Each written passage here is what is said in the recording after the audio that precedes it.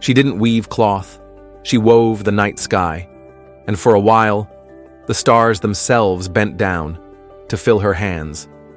But that was before they turned their backs on her. Let me tell you how it happened. There's a small mountain town, the kind where nights are so clear, you could count every single star until morning. And in that town lived Anya, quiet, gentle, and gifted. Her cloth shimmered in the dark, as if it held the constellations themselves. People whispered in the market, "How does she do it?" Some thought it was magic. They were right. Every night, after the world slept, Anya climbed a hidden trail to the tallest cliff. There, under the open sky, she pulled out a silver spindle, the one her grandmother had given her, and she caught threads of starlight. Real, living starlight.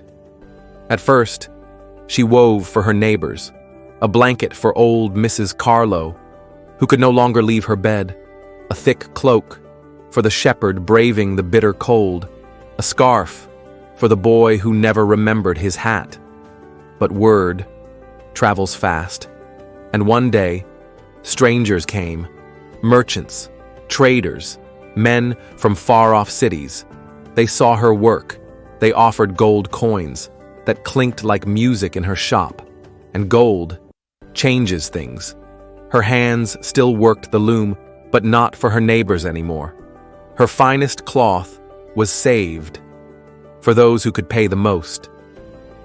The villagers stopped knocking on her door.